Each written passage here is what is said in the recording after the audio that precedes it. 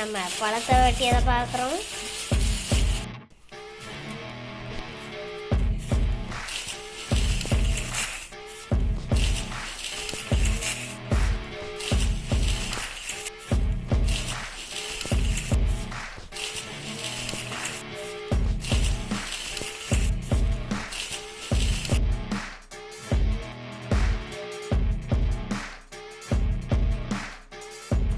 பழத்தை வாழையில் இருக்கு வாங்கினது இது வெட்டுறாங்க.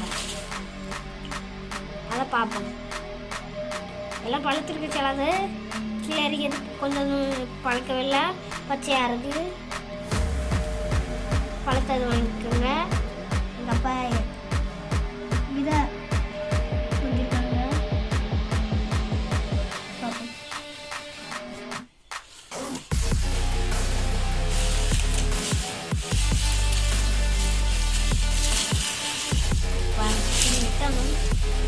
பாருங்க, மேலே தூக்கணும்.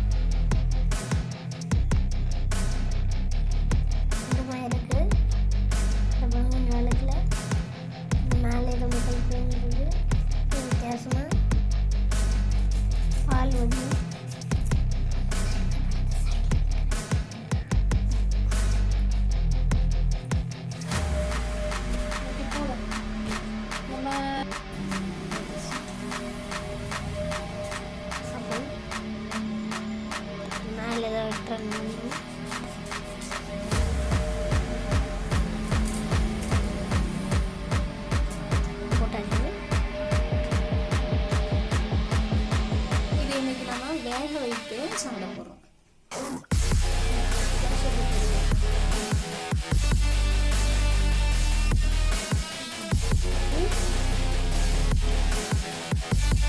நம்ம இதை வேக வச்சு இன்னைக்கு சாப்பிட போகிறோம்.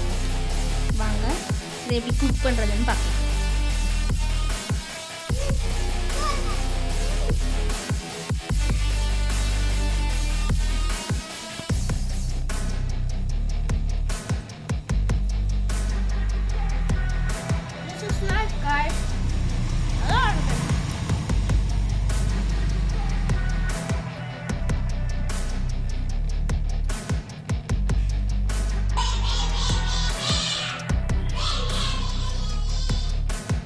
இட்லி எப்படி நம்ம வேக வைப்போமோ அதே மாதிரி தான் இட்லி பாத்திரத்தில் அடியில் தண்ணி வச்சுக்கணும்.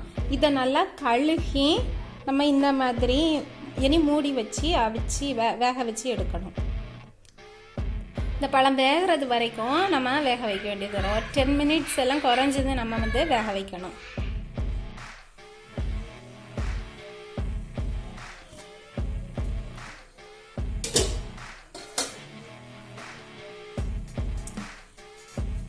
டென் மினிட்ஸ் வேக வச்சுருக்கேன்.